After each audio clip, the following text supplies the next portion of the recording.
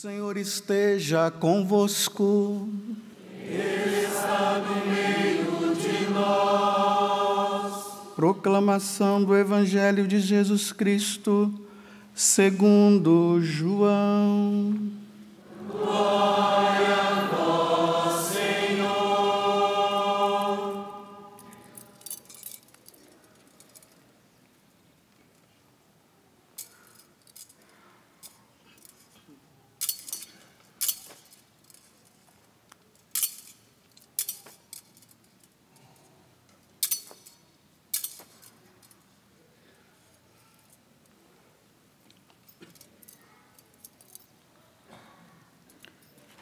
Naquele tempo, disse Jesus às multidões dos judeus: Eu sou o pão vivo que descido do céu.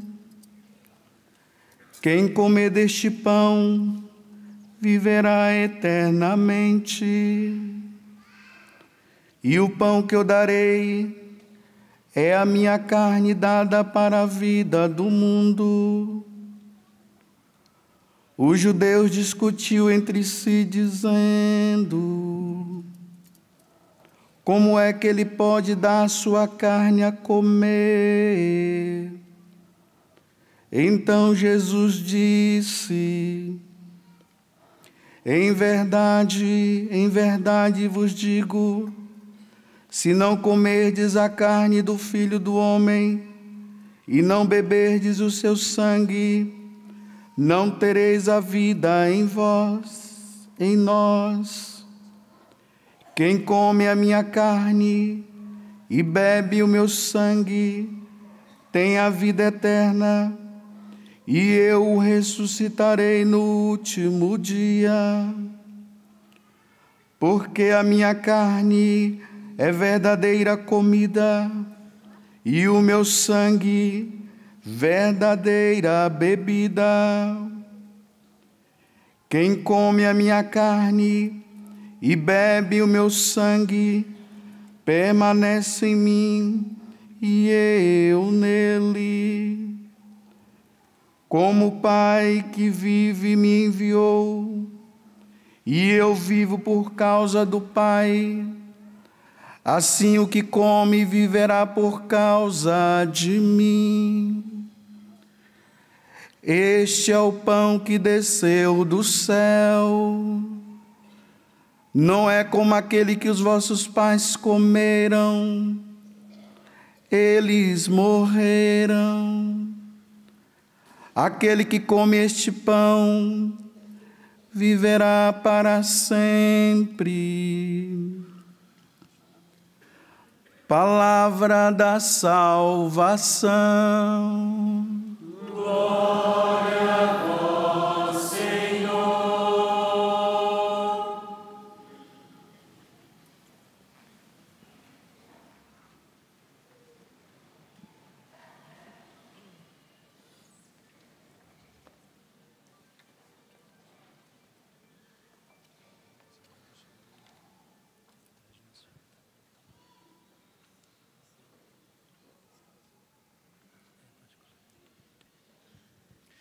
Meus irmãos e minhas irmãs, ao longo de todos estes séculos, desde aquela bendita quinta-feira em que Jesus institui a Eucaristia, porque Ele é Deus, e Ele pode se esconder num pedaço de pão e num pouquinho de vinho. Nenhuma outra criatura pode fazer isso. Mas Deus pode, porque Ele tem domínio sobre o seu próprio corpo. Às vezes a nossa fé não é se realmente Jesus está presente na Eucaristia, mas eu creio que a nossa falta de fé é em Deus.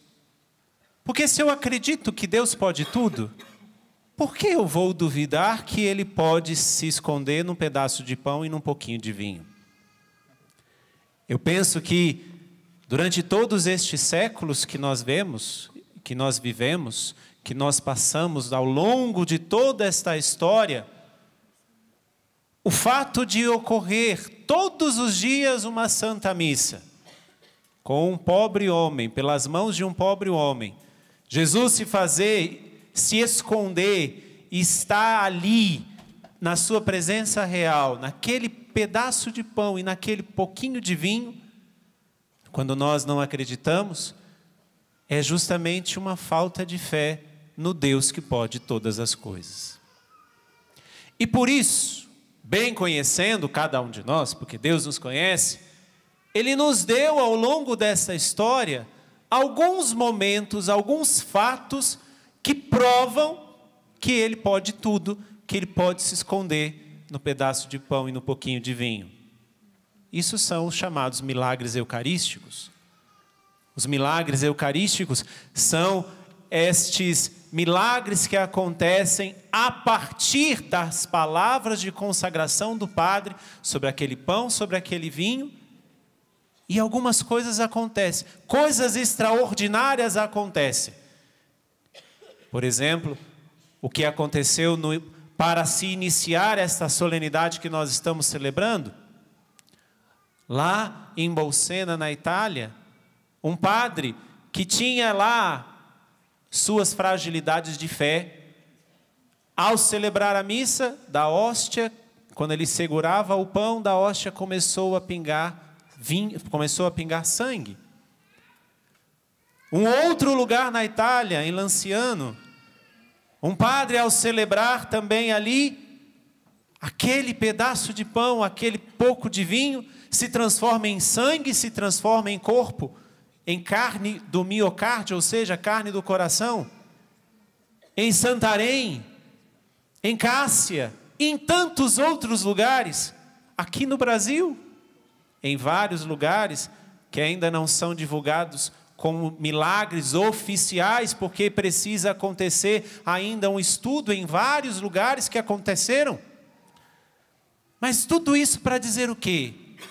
A festa que estamos celebrando não é apenas para recordarmos, ou não apenas para dizer que estamos dentro de um teatro, lembrando aquela Santa Ceia. Não! Nós estamos naquela Santa Ceia.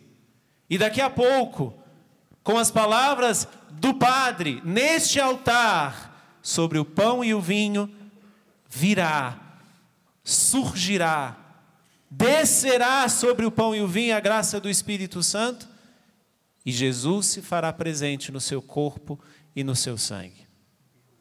Então, o que estamos celebrando? Estamos celebrando, primeiramente, um Deus que nos atrai. A primeira palavra que fica para nós nesta solenidade de Corpus Christi: atração. Nós ouvimos na primeira leitura, Deus falando ao povo, pelo autor do Deuteronômio, fazendo com que o povo recordasse os 40 anos de deserto, fazendo que o povo recordasse que ele teve fome, que ele teve sede, fazendo que o povo recordasse que ele alimentou o povo, fazendo que o povo recordasse que o povo tinha necessidades, e essas necessidades faziam com que este povo fosse atraído por Deus. Diz assim o Deuteronômio: não te esqueças do Senhor teu Deus, que te fez sair do Egito, da casa da escravidão, e que foi teu guia no vasto e terrível deserto, onde havia serpentes abrasadoras, escorpiões e uma terra árida e sem água nenhuma. Qual é o deserto que hoje você vive? Todos nós vivemos desertos. Todos nós vivemos momentos em que não sentimos nada, em que não nos sentimos amados, em que não nos sentimos acolhidos, em que nos sentimos inclusive abandonados, mas temos a nossa fome de Deus, temos a nossa necessidade da água de Deus. Todos nós vivemos os nossos desertos dos sofrimentos, das dores, das preocupações, das perdas. Eu não sei qual é o deserto que hoje você vive, mas seja qual for o deserto que você vive, a Eucaristia que celebramos atrai você para a verdadeira fonte. Quando Deus fala pela boca do autor do Deuteronômio, não te esqueças quando estavas lá no deserto e eu te saciei. Não te esqueças quando estava lá em meio aos escorpiões, em meio às serpentes, em meio aos perigos, e eu te protegi. Não te esqueças, porque sou eu que te atraio. Nós poderíamos dizer nos nossos tempos, quantas pessoas por aí afora fazendo coisas terríveis e que na verdade estão simplesmente procurando Deus.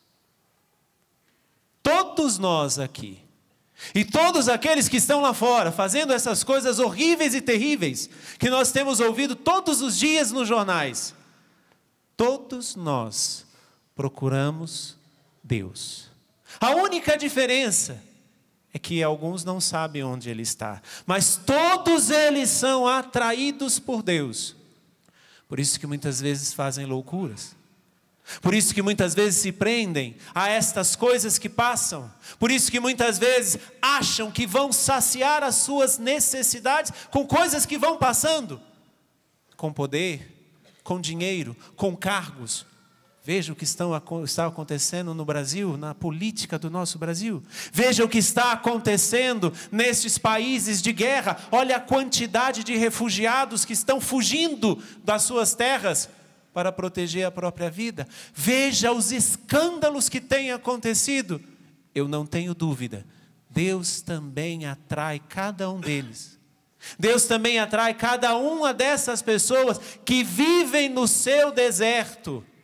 Como eu e você, temos também os nossos desertos, e Deus continua nos atraindo a Ele. Todas essas pessoas também. A diferença é que muitas vezes eles não sabem onde está a verdadeira fonte. Por quê? Deus não é apenas alguém que eu possa me aproximar quando eu quero. Deus não parte do meu desejo. Deus é uma necessidade para nós. Por isso que muitas vezes batemos a cabeça, por isso que muitas vezes fazemos besteira, por isso que muitas vezes, em busca desenfreada de nos saciar, procuramos e vamos nos enfiando em tantas coisas. Porque o que verdadeiramente nos atrai, o que verdadeiramente é a nossa necessidade é Deus. Por isso que no meio do deserto, lá do povo de Israel, Deus diz para eles e diz a cada um de nós: não te esqueças que eu te guio. Não te esqueças que eu sou a verdadeira fonte que te sacia. Não te esqueças que eu sou a verdadeira fonte que te alimenta. É Deus que nos atrai.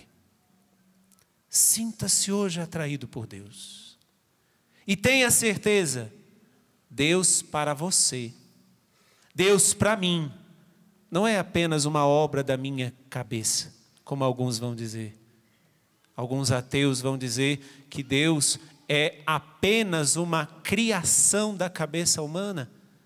Nós não seríamos capazes de criar um Deus dessa forma. Deus não é nem mesmo um desejo seu. Tenha certeza, quando você peca, você está sendo atraído por Deus e errando o lugar de achá-lo. Repito para que fique claro, quando nós pecamos, Deus está continuando, Deus continua nos atraindo, nós é que estamos errando o lugar e estamos buscando nos saciar em outras coisas. Quando erramos, Deus continua me atraindo, Deus continua me atraindo no deserto da minha vida. E essa atração continua acontecendo até mesmo quando eu estou esborrachado no chão. Isso é misericórdia. Por isso que nós temos esses milagres que acontecem. Por isso que nós temos este centro, esse Pai, esse santuário. O santuário do Pai das Misericórdias com você aqui. Não foi porque você disse hoje é missa de preceito. Não. Porque você foi atraído por Deus. E você encontra em Deus a fonte que te sacia. Porque não é somente um desejo da tua cabeça. é uma necessidade. Uma segunda palavra que nós podemos dizer daquilo que estamos celebrando hoje vem da segunda leitura que nós ouvimos da carta de São Paulo aos Coríntios. São Paulo questionando os coríntios.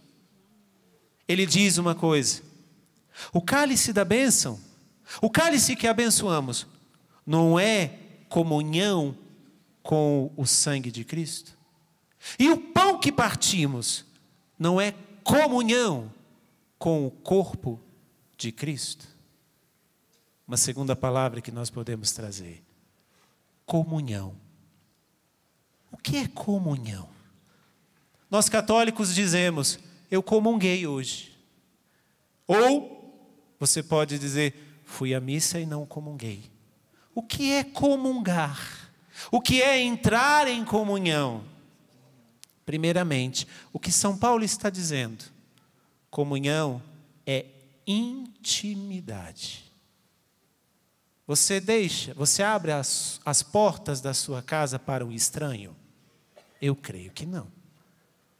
Você faz sentar à sua mesa uma pessoa que você nem conhece?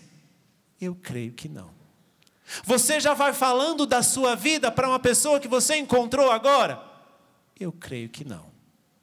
Até mesmo é difícil nós nos encontrarmos com pessoas e criar ali uma intimidade de dizer dos nossos segredos. Comunhão, primeiramente, é intimidade.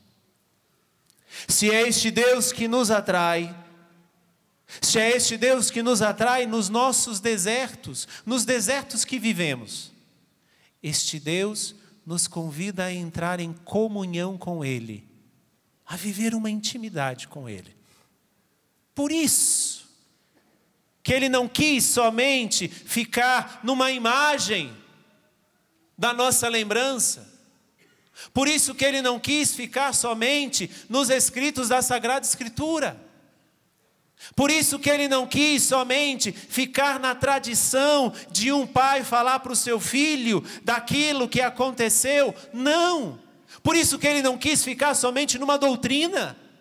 Por isso que Ele não quis ficar somente nas coisas que são faladas e que vai passando de geração em geração. Porque isso vai se perdendo com o tempo. Uma verdadeira comunhão se parte primeiramente da intimidade. Por isso que Ele quis, como eu disse no início, Ele tem poder para isso. Ele quis estar presente num pedaço de pão e num pouquinho de vinho, para que você pudesse se alimentar dele. E muito mais do que isso, para que Ele pudesse estar em você. Olha que coisa linda. Intimidade é isso. Fazer comunhão é isso. E quantas vezes nós comungamos Jesus e não entramos em comunhão com Ele, porque Ele até entra em nós, mas nós não entramos em intimidade com Ele. Até chegamos à missa, participamos da missa, comungamos Jesus, mas não tem intimidade. Eu não sei nem muitas vezes o que falar com Ele. Eu não sei nem muitas vezes o que dizer para Jesus. Muitas vezes, claro que isso daqui não é correção, mas às vezes, depois que eu recebo Jesus, eu nem faço aquele momento de recolhimento de dizer: obrigado, Jesus. Às vezes eu não sei nem o que dizer para Ele. Falta intimidade. Entrar em comunhão primeiramente é ter essa intimidade, é abrir as portas da tua casa, abrir as portas do teu coração para que Ele possa entrar. O livro do Apocalipse diz isso: eis que estou à porta e bato, se abrires a porta, cearemos juntos. Ele entra em você, mas as portas do teu coração continuam fechadas. Só entraremos em comunhão com Jesus se deixarmos Ele entrar na nossa intimidade. E não só isso, nos tornarmos cúmplices dEle.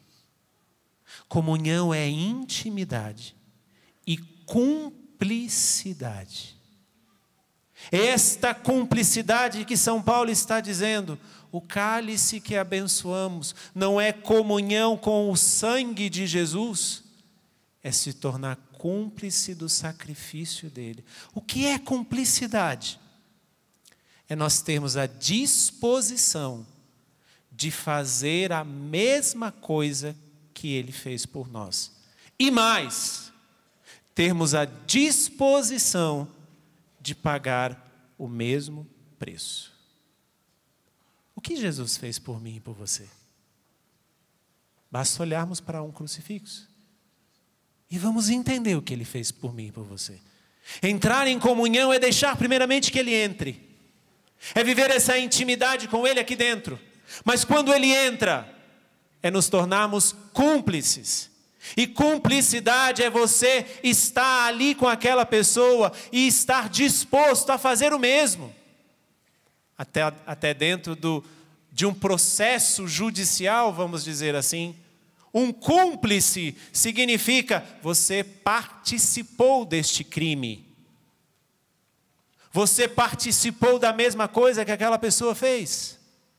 E se você participou da mesma coisa que essa pessoa fez, você vai pagar a mesma pena que essa pessoa paga. Isso é cumplicidade.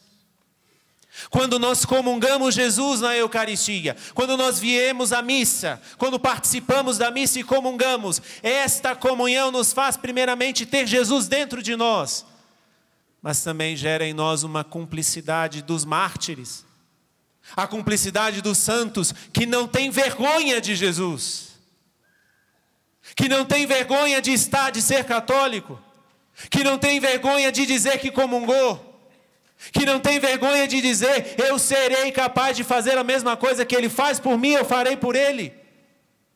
Isso é ser cúmplice. Nós vivemos tanta cumplicidade por aí afora, cumplicidade de namorado com namorada, cumplicidade de pessoas, cumplicidade de ideologias, cumplicidade de tantas e tantas outras coisas. E a verdadeira cumplicidade que gera a comunhão, que São Paulo está dizendo, com o sangue de Jesus, com o corpo de Jesus, nós não fazemos. Ao participar de uma missa, com sono, cansado, de preceito, não, vou à missa todos os domingos. Ao participar de uma missa em que nós nem prestamos atenção no que está acontecendo, nós somos chamados a entrar em comunhão com Deus. Porque Ele quis não ficar somente na nossa memória, mas Ele quis se fazer visível. Quando o sacerdote ergue o pão, e que não é mais pão, é corpo, quando ergue o cálice com o sangue de Jesus, Ele quis se fazer visível, porque nós precisamos, não destes sinais, porque não é apenas um sinal, mas é Ele. Não é um sinal apenas que nos faz representar algo, mas é Ele. É presença real. E essa presença real, ao entrar em nós, entra no nosso íntimo. Então você pode aproveitar e dizer de tudo o que está acontecendo com você. E não precisa ser somente ali antes do padre falar, oremos de um pós-comunhão. Mas ao comungar até a sua próxima comunhão, você está em comunhão com Jesus. Ele está com você. E às vezes ao sair pela porta da igreja, nós já perdemos a comunhão e entramos em comunhão com outras coisas. Porque já criamos intimidade com coisas que passam. Já criamos cumplicidade com coisas que passam. Pergunte para a sua consciência. Com que você hoje cria cumplicidade? Como eu estou dizendo, cumplicidade é você estar disposto a fazer o mesmo que aquela pessoa fez. E estar disposto a pagar o preço que aquela pessoa vai pagar. Isso é cumplicidade. Comunhão é entrar em cumplicidade com Jesus. Comunhão é nós estarmos em cumplicidade. Ele deu a vida por mim, então eu também quero. E que a Eucaristia me alimente e me fortaleça, porque se for necessário eu também quero dar a minha vida por Jesus. Isso é comungar. Isso é nós participarmos da missa. E que muitas vezes participamos da missa assistindo a missa, como se dizia antes. Os mais velhos, os mais idosos aqui presentes, ainda pode ter esta linguagem. Eu fui assistir à missa. Porque não existia uma participação. Enquanto as pessoas estavam na missa e o padre celebrando a missa, presidindo, porque todos nós celebramos. Enquanto todos nós celebramos, o padre preside e nós, os mais antigos, tinham que rezar o terço, porque não entendia nada, não sabia nada. Por isso que a igreja, na sua sabedoria, colocou a missa na língua que a pessoa entende. Por isso que a igreja, na sua sabedoria, volta-se para o povo. E não tiramos Deus do centro, não, porque o centro é o altar. O centro é o altar. E por isso que, olha que coisa linda este santuário, em que nós agora estamos todos convergidos para o centro, que é o altar. Por isso que nós estamos assim, nesse sentido. Veja, as fileiras de banco desse santuário, que todos convergem para o altar, e os padres não estão atrás, na frente do altar com vocês. Não, os padres estão lá atrás, porque o centro é o altar. Mas para que eu viva essa comunhão, para que eu seja atraído por Deus, Deus me convida a uma intimidade e a uma cumplicidade. Nós estamos dispostos a fazer a mesma coisa que Ele fez. Isso é comungar do corpo e do sangue de Jesus. Estamos dispostos numa cumplicidade com Deus a fazer a mesma coisa que Ele fez. E além do mais, pagar o mesmo preço que Ele pagou. Por isso que diz, quando nós cantávamos a sequência, que é o pão dos anjos que os homens comem. É o pão do céu que nós comemos para nos alimentar e nos fazer seguir o caminho até Ele. Atração, comunhão e uma terceira palavra que vem do Evangelho que nós ouvimos: zelo. Jesus diz no Evangelho: porque a minha carne é verdadeira comida, e o meu sangue verdadeira bebida. Veja, é Ele dizendo: quem come a minha carne e bebe o meu sangue, permanece em mim e eu nele. Não é como aquele pão que os vossos pais comeram, eles morreram. Aquele que come deste pão viverá para sempre. Somos atraídos por Deus no deserto da nossa vida, porque Deus é uma necessidade para nós. Este Deus que nos atrai, nos chama a uma comunhão, termos uma intimidade, deixarmos Ele entrar na nossa vida. E deixando entrar, estarmos dispostos a fazer a mesma coisa que Ele fez, cumplicidade. Mas se é Jesus, se é Ele dizendo: quem come a minha carne e bebe meu sangue, permanece em mim e eu nele. Sendo Jesus, que zelo nós temos por Ele? O zelo primeiramente em adorá-lo.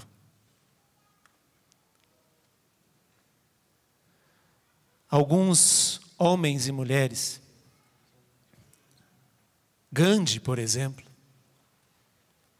uma vez ele disse, Gandhi, que nem cristão era: se os cristãos acreditassem que Jesus está realmente presente na Eucaristia, em cada igreja, no tabernáculo, os cristãos não sairiam da igreja. Isto é zelo. Zelo é primeiramente adorar a Jesus, buscar adorar o Senhor. Que beleza Daqui a pouco nós vamos sair em procissão aqui pelos tapetes. Não é para olhar para o tapete, não.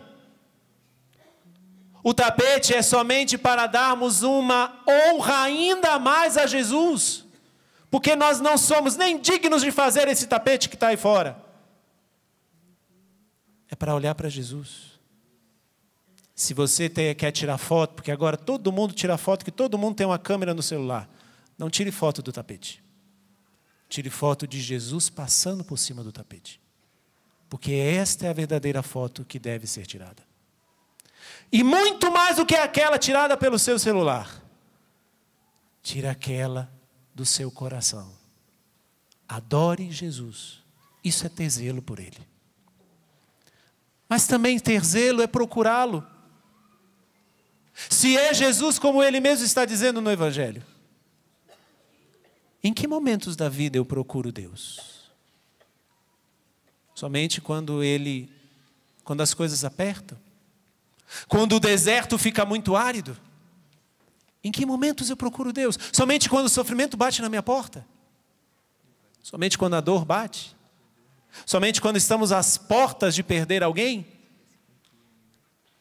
Em que momentos nós procuramos Deus? Se Deus é uma necessidade, como eu disse, em que momentos procuramos? Ou será que nós temos uma vida de rotina? Uma oração de rotina? Uma oração de fazer coisas? Consulte agora o seu coração. Quando é que você procura a Deus? Ter zelo é adorá-lo? É buscá-lo, é procurá-lo. Essa é a espiritualidade das pessoas mais maduras na fé. A espiritualidade da busca constante de Deus. Mas não só adorá-lo e procurá-lo. Ter zelo por Jesus é defendê-lo. Ter zelo por Jesus é não ter vergonha. Infelizmente, em vários lugares estão acontecendo absurdos em que pessoas vão às igrejas para roubar a Eucaristia e fazerem sacrilégios contra a Eucaristia. Ter zelo por Jesus é protegê-lo.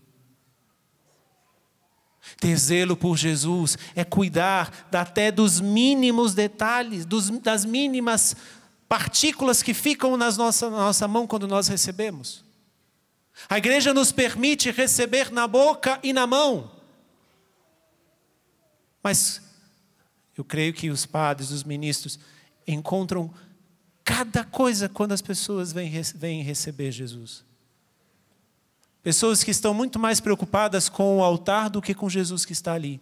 Primeiro fazem a vênia, essa reverência ao altar, depois recebem o corpo de Cristo. Pessoas que vêm com pinça. Não é assim que se pega Jesus, nem assim.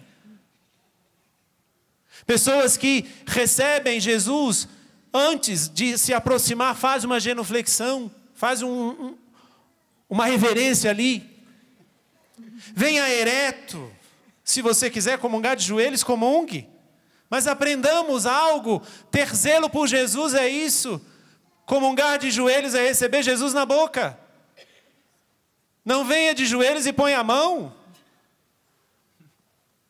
A igreja nos permite receber de joelhos? Sim. Não tem problema. Mas então façamos certo. E deixa eu dizer. Não é porque você comunga de joelhos que você tem mais piedade do que aquelas pessoas que comungam em pé. Não é porque você comunga na boca que você tem mais piedade do que aquela que comunga nas suas mãos. Por quê? Você pode até não ter matado ninguém com as suas mãos, mas pode ser que você tenha matado alguém com a sua língua. Quem tem mais dignidade, a sua mão ou a sua língua? A igreja nos permite receber na mão e na boca. Mas é preciso ter zelo contra estes que parecem-me que creem mais na presença real de Jesus do que nós. Porque eles vêm para roubar a Eucaristia.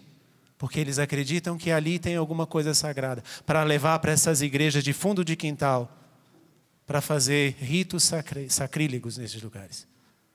Eu e você que somos fiéis e crentes na presença de Jesus, tenhamos zelo por Jesus, porque Ele está no meio de nós. Sejamos todos hoje atraídos por Jesus. É Ele que nos atrai, porque nós temos necessidades que não são fortalecidas por nenhuma outra coisa, somente por Jesus. Ao sermos atraídos, entremos nessa comunhão com Jesus, deixemos Ele entrar na nossa intimidade. Ele está à porta batendo. Mas ao entrar, diga-me com quem andas, que eu te direis quem és. Ao entrar, tornemo-nos cúmplices de Deus nessa comunhão. De estarmos dispostos a fazer a mesma coisa que Ele fez por nós. E sendo Jesus, tenhamos zelo por Ele. Não comunguemos de qualquer forma. Eu, como presidente desta missa, vou pedir para todos hoje comungarem diretamente na boca. E eu falo aos ministros que estão aqui. Todos nós que estamos aqui. É um pedido que eu faço. Eu disse, não estou contradizendo o que eu disse. Eu disse que você pode comungar na mão, pode. Mas eu quero convidar você hoje a comungar diretamente na boca. Por quê? Para que o nosso zelo cresça. Não porque comungar na mão você vai ter menos zelo. Porque nós não sabemos o que pode acontecer com situações, com celebrações grandes como nós estamos tendo. Comunguemos todos juntos, na frente do ministro, diretamente na boca. É um pedido que eu te faço, para que o nosso zelo aumente ainda mais. Sejamos atraídos por este Deus que amou. Entremos nessa comunhão e ao celebrar hoje o corpo de Deus, tenhamos certeza, Ele está no meio de nós. Vamos ficar em pé?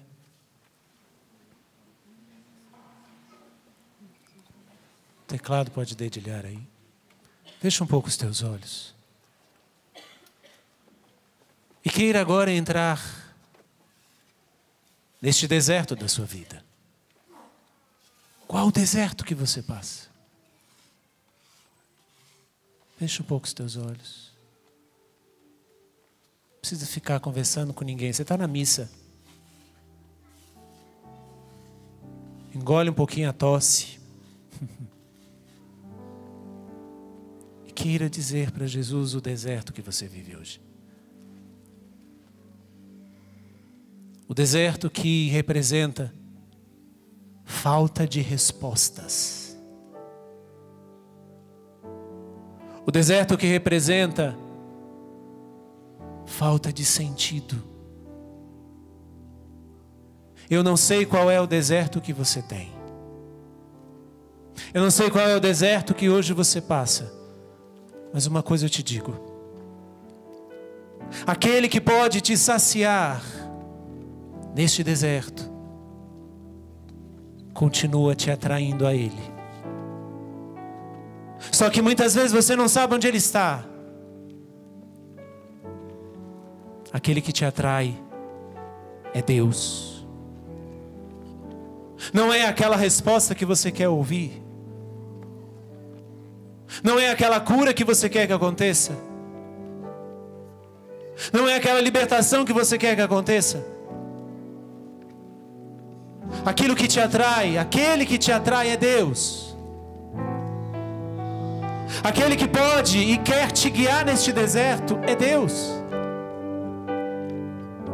Aquele que pode te saciar na fome e na sede que você tem é Deus. Quantas preocupações você tem? Quantas inquietações, quantos problemas, quantas situações difíceis, quantos impossíveis. Não busque a resposta. Busque aquele que pode te dar a resposta. E é este que te atrai hoje. É este que te chama, vinde a mim. é Jesus, o Senhor. Todos nós passamos por tribulações e Ele continua nos atraindo. Mas quem nós temos buscado, ou o que temos buscado? Ele continua te atraindo com o amor que Ele tem por você. E Ele está à porta do teu coração batendo. Ele está aí, nas portas do teu coração, querendo entrar, querendo ter uma intimidade com você. Deixa Jesus entrar. Até você pode dizer: Jesus, pode entrar na minha vida. Deixa Ele entrar na tua intimidade hoje. Deixa Ele percorrer os cômodos da tua casa, do teu castelo interior. Deixa Ele percorrer, deixa Ele ver como é que está o teu castelo interior. Apresente até mesmo as situações que você sabe, porque a tua consciência te acusa, que você sabe que estão erradas. Deixa Jesus entrar. Deixa Ele pôr em ordem. Ele pode colocar em ordem, então deixa Ele pôr em ordem os teus pensamentos, os teus sentimentos. Deixa Ele pôr em ordem aquilo que são as tuas vontades. Deixa Ele colocar em ordem tudo isso. Deixa Ele entrar no mais profundo, naquele quarto que é o seu e que está trancado porque nem você quer entrar. Qual a área da sua vida que você não quer que ninguém toque? Deixa Jesus tocar. Lembre-se quantas missas e quantas vezes você já recebeu Jesus na Eucaristia. Então Ele está aí ainda e permanecerá até o fim dos tempos. Então agora deixa Ele entrar na sua vida. Conversa com Ele. Eis-me aqui, Jesus. Vai dizendo como você está. Vai dizendo como é que está o teu coração. Daquelas coisas mais sagradas que você hoje vive, que você não gostaria de estar vivendo, mas vive. E ao entrar, tenha certeza, é o Senhor que vai pedir a você: se torne cúmplice. Veja o que eu fiz por você, meu filho, minha filha. Veja o que eu fiz por você. Eu dei a minha vida por você, e agora eu estou dentro de você. E você quer dar a vida por mim?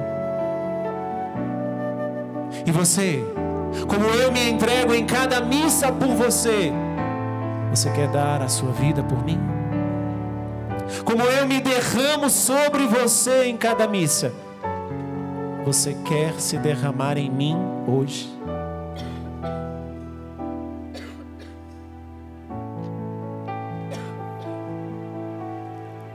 Tratemos o zelo que o Senhor nos pede. Ergue agora os seus braços e solta a sua voz na linguagem do Espírito. Reze agora no Espírito. Adore o Senhor que está aqui no meio de nós. Solta a sua voz, vai falando com Deus. Vai rezando ao Senhor que está aqui. Adore o Senhor nosso Deus. É a Ele que nós adoramos. É a Ele que somos. É por Ele que somos atraídos. Porque não somos saciados por nada nem por ninguém. Só por Jesus. Ore no Espírito. Se você não ora no Espírito, erga os seus braços e vai dizendo, bendizendo a Deus agora. Dizendo: Jesus, eu te louvo, eu te bendigo. Senhor, eu te glorifico nesta manhã. Neste dia de Corpus Christi, eu te agradeço porque o Senhor está presente no meio de nós. Vai subir o tom da sua voz e vai adorando a Deus. Adorando o Senhor que está no meio de nós. Nós estamos no maior evento da história, que é a missa. Nós estamos naquela bendita quinta-feira santa que o Senhor instituiu a Eucaristia, junto com os apóstolos. apóstolos, juntos com a Virgem Maria. Adore a Deus. Adore o Senhor em espírito e em verdade, deixando que o teu coração se abra para Ele nesta manhã, deixando que o seu coração não tenha reservas ao falar com Ele. Adore, adore.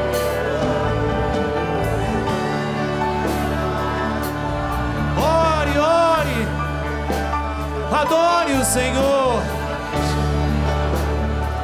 Nós te louvamos, Senhor. Nós te bendizemos, porque estás presente no meio de nós. Solta a sua voz. E como igreja que somos, que adora a Deus, na sua presença real na Eucaristia, elevemos aos céus um grande clamor. Erga os seus braços e a sua voz e solta este canto que está aí dentro, este canto de adoração a Jesus Eucarístico, este canto que é a resposta da atração que Deus faz a você, este canto que é a resposta de alguém que quer ter intimidade com Deus, de alguém que quer ter cumplicidade com Deus, de alguém que quer ter zelo pelo Senhor, de alguém que quer ter as respostas de Deus. Solta a sua voz.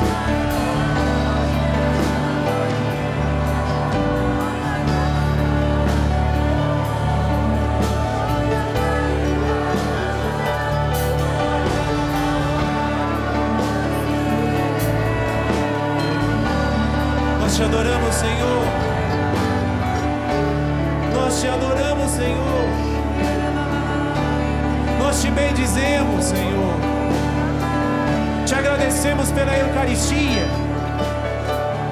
Te agradecemos pelo teu corpo no meio de nós, Senhor, e que forma-nos o teu corpo como igreja.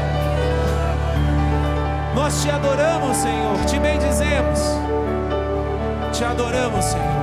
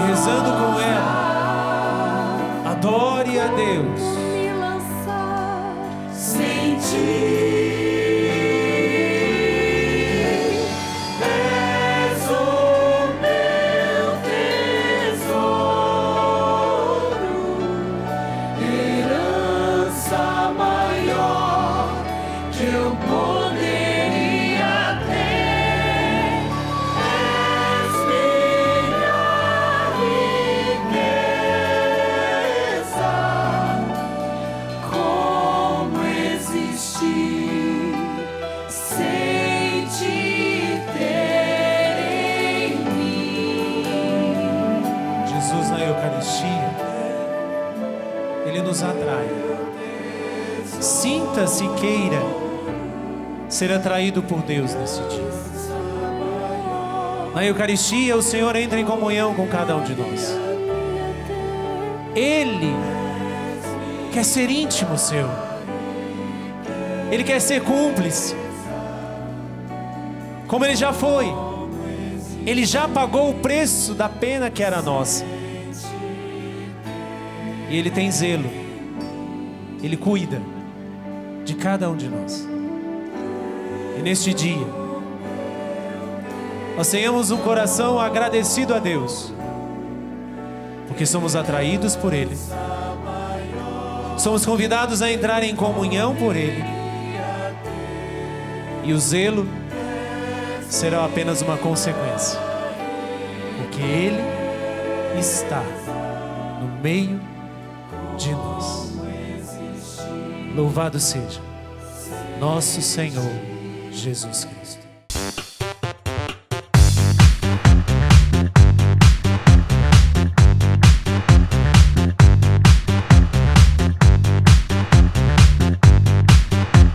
CançãoNovaPlay.com. Assine já!